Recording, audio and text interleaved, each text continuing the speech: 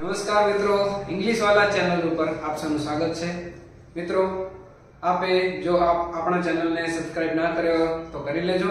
આપણે વ્યાકરણના દોરમાં આગળ વધીએ છીએ ત્યારે આજે મિત્રો આપણે એડજેક્ટિવ ને સમજીશું। એડજેક્ટિવ એટલે કે વિશેષણ। હવે જો મિત્રો ગુજરાતીના તમે વિશેષણ ભણો તો તમે ખાલી ગુજરાતીમાં જ સમજો, પણ અહીંયા અંગ્રેજીની અંદર તમે જે વિશેષણ ભણશો એ તમને ગુજરાતીમાં પણ કામ આવશે અને ઇંગ્લિશનું પણ તમને કામ આવશે, બંનેમાં કામ આવશે। હવે મિત્રો વિશેષણ એટલે શું? એની એક પ્રોપર વ્યાખ્યા એવી છે કે નામના અર્થમાં જે વધારો કરે એને વિશેષણ કહેવાય। નામના અર્થમાં એટલે કે શું? એમ દાખલા તરીકે ઇંગ્લિશની વાક્ય રચના શું છે કે સબ્જેક્ટ, વર્બ, ઓબ્જેક્ટ। આ સબ્જેક્ટ જે છે ને કર્તા, એ કર્તાને નામ કહેવાય। એના કર્તાના અર્થમાં વધારો કરે કે કર્તા શું વિશેષ છે એને વિશેષણ કહેવાય। એક નોર્મલી ખાલી વિશેષણ શબ્દને સમજવા માટે એક ઉદાહરણ આપું તમને। દાખલા તરીકે તરુણ is an intelligent boy। હવે જો આ તરુણ સબ્જેક્ટ છે, બરાબર, નામ છે। આ પણ નામ, કોમન નાઉન માં જે કોઈ આવે એ, બરાબર, એ પણ એક નામ છે। હવે એ તરુણ એક છોકરો છે, બરાબર। આ આપણે એક વાક્ય બોલી તો એ સામાન્ય વાક્ય થઈ ગયું કે તરુણ છોકરો છે। એમાં શું સામાન્ય, એમાં શું વિશેષ, શું એ સામાન્ય વાક્ય છે। પણ અહીં આ છોકરો તો છે પણ એક હોશિયાર છોકરો છે, એ વિશેષણ લાગ્યો તો આ ઇન્ટેલિજન્ટ શબ્દને એડજેક્ટિવ કહેવાય। એક હજી ઉદાહરણ આપું કે આઈ એમ ફેટ બોય, કે હું, બરાબર, આઈ એમ બોય એમ કહું તો એ એક વાક્ય કહું કે હું એક છોકરો છું। પણ આઈ એમ ફેટ બોય દાખલા તો એનો મતલબ શું કે હું જાડો છોકરો છું, શરીરમાં જાડો છે। જાડો વિશેષણ શું થયો? જાડો, તાજો મતલબ, એ વિશેષણ છે। આના અર્થમાં વધારો કર્યો એને નામના અર્થમાં વધારો કરે એને વિશેષણ કહેવાય। કોઈ પણ તમે જોઈ શકો છો કે રીટા સુંદર છોકરી છે। હવે રીટા છોકરી છે એ બરાબર છે, પણ સુંદર એ રીટાના નામના અર્થમાં વધારો શું કરે છે? સુંદર શબ્દ, બ્યુટીફુલ શબ્દ, એ શું છે? વિશેષણ છે। એવી રીતે મિત્રો વિશેષણો ઘણા બધા છે, એને અમુક ભાગોમાં ડિવાઇડેડ કરેલા છે। જે આપણને ગવર્નમેન્ટની પરીક્ષામાં ભાગોમાં જે ડિવાઇડેડ છે એ કેવી રીતના છે એ પૂછાય છે। આજે આપણે આ ચાર વિશેષણને લીધેલા છે જે મેઇન ઇમ્પોર્ટન્ટ છે, જેનાથી તમને બાકીના બધા વિશેષણો સમજાઈ જશે। આ ચાર વિશેષણોની અંદર પહેલો છે પ્રોપર એડજેક્ટિવ। મિત્રો આપણે નાઉન ભણ્યા હતા, એની અંદર પ્રોપર નાઉન જે કહેતા ને કે ચોક્કસ નામ, બરાબર, કોઈ પણ વ્યક્તિનું નામ આવી જાય તો દાખલા તરીકે રવિ ઇઝ અ ક્લેવર બોય। અહીં રવિ શું છે? પ્રોપર નામ છે। અહીં આપણે પ્રોપર એટલે કે વ્યક્તિવાચક નામ છે રવિ, એની અંદર એવી રીતના વ્યક્તિવાચક વિશેષણ છે। વ્યક્તિવાચક વિશેષણ। હવે આ છે વ્યક્તિવાચક વિશેષણ કેવો હોય? દાખલા તરીકે કોઈ પણ કન્ટ્રીના એક માણસને, દાખલા તરીકે આપણે ભારતના છીએ તો આપણે પોતાને શું કહેશું? આઈ એમ એન ઇન્ડિયન, બરાબર, ઇન્ડિયન કીધું, આ ઇન્ડિયન મારું નામ છે, બરાબર। હવે આપણે અહીં એક વાક્ય લઈએ કે Indian people are so religious. Religious એટલે કે ધાર્મિક, બરાબર। હવે પીપલ સામાન્ય શબ્દ થઈ ગયો, લોકો તો ઘણા બધા હોય, પણ અહીં વિશેષ શું કે ઇન્ડિયન પીપલ। અહીં આ જે વર્ડ છે ઈ વ્યક્તિવાચક વિશેષણ છે। આનાથી આપણને ખબર પડે, કારણ કે અહીંયા પ્રોપર એ લોકોની વાત થઈ, પણ કયા લોકોની? ભારતના લોકોની વાત થઈ કે ભારતના લોકો ધાર્મિક હોય છે। પછી આપણે એમ કહીએ કે Indian soldier is so brave. ભારતીય સૈનિક બહુ જ બહાદુર હોય છે. આ જે brave એ વિશેષણ છે, પણ એ એક બીજા ટાઈપનો વિશેષણનો સમાસ થાય છે. જ્યારે સોલ્જર એક નામ છે, નામના અર્થમાં બધા શું કરે છે કે નામના અર્થમાં ભારતીય સૈનિક તો ઘણા બધા દેશોના હોય, પણ અહીં ભારતીય સૈનિક વ્યક્તિવાચક વિશેષણ અહીં એની વાત છે.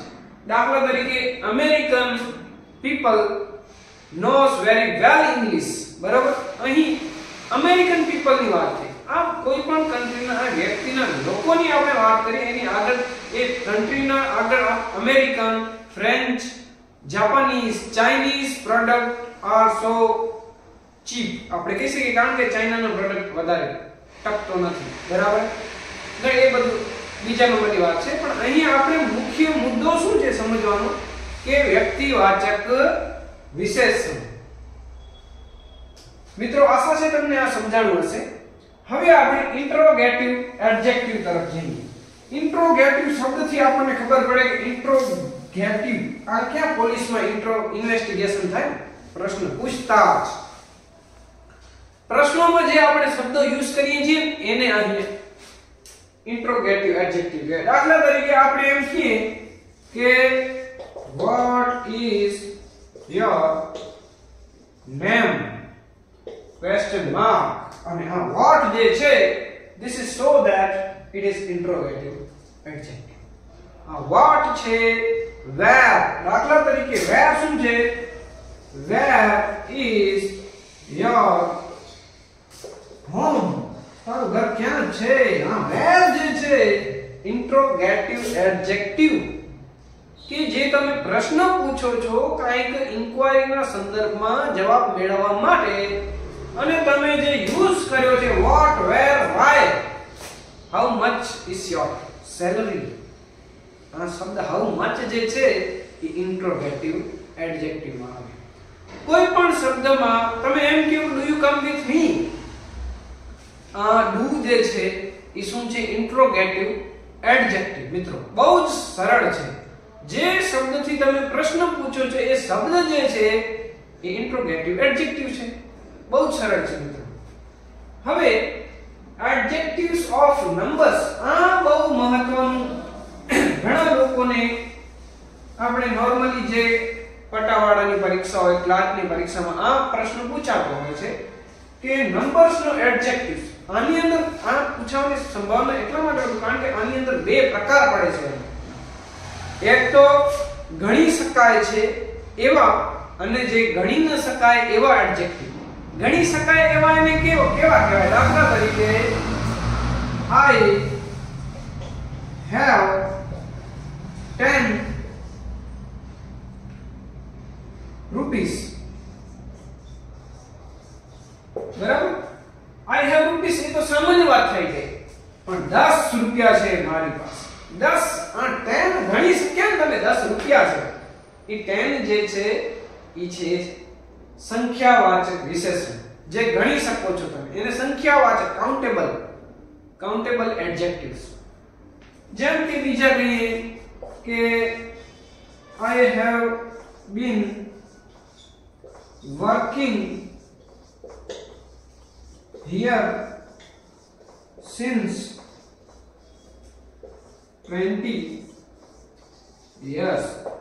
હું 20 વર્ષથી અહીં કામ કરી રહ્યો છું. આ 20 જે શબ્દ છે ગણી શકો છો ને તમે, કાઉન્ટેબલ એડજેક્ટિવ. ગણી શકાય તેને સંખ્યાવાચક વિશેષણ કહે છે. જ્યારે ગણી ન શકો એવા પણ વિશેષણ હોય, પણ તમે એને જથ્થો તો આપો છો, એને પરિમાણવાચક વિશેષણ કહેવાય. પરિમાણવાચક વિશેષણની અંદર જો કેવું છે એ તમને સમજાવું.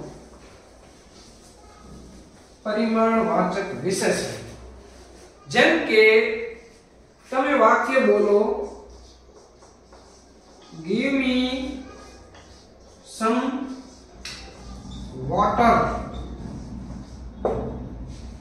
આ સમ એ શું છે, મને થોડું પાણી આપો, બરાબર. થોડું પાણી આપો. થોડુંક જે છે ને તમે ગણી ન શક્યા કે 1 લીટર 2 લીટર અહીં તમે ચોક્કસ અહીં એક સંખ્યા નથી કીધી, પણ અહીં થોડુંક એક માત્રા કીધું છે, જથ્થો કીધો છે. એ જથ્થો જે છે સમ, અ લિટલ, એ બધું જે જથ્થો જે દર્શાવે છે. દાખલા તરીકે I have many students. many જે છે એ સંખ્યા જથ્થો દર્શાવે છે, એક પ્રોપર સંખ્યા નથી, જથ્થો દર્શાવે છે કે મારી પાસે ઘણા બધા વિદ્યાર્થીઓ છે. એ જે તમે જથ્થો જે દર્શાવતો હોય સમ, many, I had a little knowledge. મારી પાસે થોડું જ્ઞાન હતું. આ થોડુંક જે છે લિટલ, થોડું, એ જે થોડું, કારણ કે અહીં કોઈ પ્રોપર સંખ્યા નથી કીધી આપણે, ખાલી માત્ર જથ્થો કીધો છે. એ જથ્થો દર્શાવતો હોય એને શું કહેવાય? પરિમાણવાચક. પરિમાણવાચક વિશેષણ. અને કે શું કહેવાય? Uncountable. Uncountable adjective.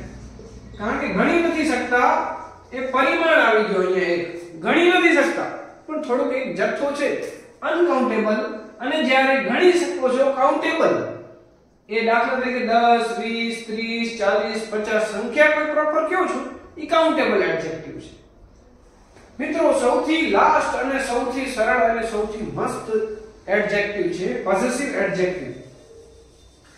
Possessive adjective ને ગુજરાતીમાં કહેવાય કે સંબંધ વાચક વિશેષણ. હવે મિત્રો સંબંધ વાચક વિશેષણ એટલે કે મામાનો, કોઈનો, કાકાનો, એ નહીં, એ સંબંધની વાત નથી, પણ એ આપણા સાથે કનેક્ટેડ હોય, આપણા સાથે. દાખલા તરીકે માલિકી દર્શાવતું હોય ને, એ અહીં એનું સમજાવે, માલિકી દર્શાવતા વિશેષણ. જેમ કે આપણે એમ કહીએ કે એક એક્ઝામ્પલ તરીકે ઇટ ઇઝ યોર બાઇક. બરાબર? આ યોર જે છે એ કે તારી આ બાઇક છે, તે બાઇક તારી છે. આ યોર જે દર્શાવે છે એ શું છે? પોઝેસિવ એડજેક્ટિવ, સંબંધવાચક. આ બાઇક ની માલિકી છે એ આની છે, તારી છે. It is my home, it is my class. બરાબર? માય મારું, આ મારું ક્લાસ છે. It is my mobile. આ જે તમે જે પોઝેસિવનેસ દર્શાવો છો, પોઝેસિવ શબ્દ આપણે ઘણી વખત આપણે જે બે કપલો એમની વચ્ચે સાંભળતા હોઈએ છીએ. પોઝેસિવ કીધું, બહુ પોઝેસિવ ન થાય, માલિકી ન દર્શાવ મારા ઉપર કે હું તારો જ છું કે તારી છું. એ માલિકી વાળા શબ્દ ઘણી વખત આપણને સાંભળવા મળે. અહીં જોઈ શકીએ છીએ ઇટ ઇઝ યોર બાઇક. પછી he is our principal sir.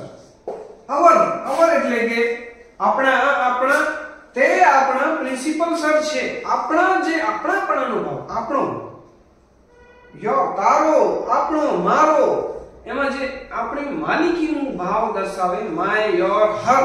It is her pen. Her તેણીની પેન છે, તે એની માલિકી છે, તેણીની. બરાબર? એ જે હિસ એટલે કે છોકરા માટે જે વાપરીએ છીએ કે આઈ એમ હિસ બ્રધર. હિસ એટલે તેની. આ જે હિસ છે, હર છે, યોર છે, અવર છે, માય છે, આ શબ્દો શું દર્શાવે છે? માલિકીપણું. અને એ કયા સંબંધવાચક વિશેષણની અંદર એમને સમાવવામાં આવે છે, પોઝેસિવ એડજેક્ટિવ્સ. મિત્રો આવી રીતે આપણે એડજેક્ટિવને સમજ્યા. જો આપને કોઈ પણ પ્રશ્ન હોય તો આપ કમેન્ટ કરી શકો છો. આપણો નેક્સ્ટ લેક્ચર માટે તમે આપણી ચેનલને સબસ્ક્રાઇબ કરો. Thank you very much.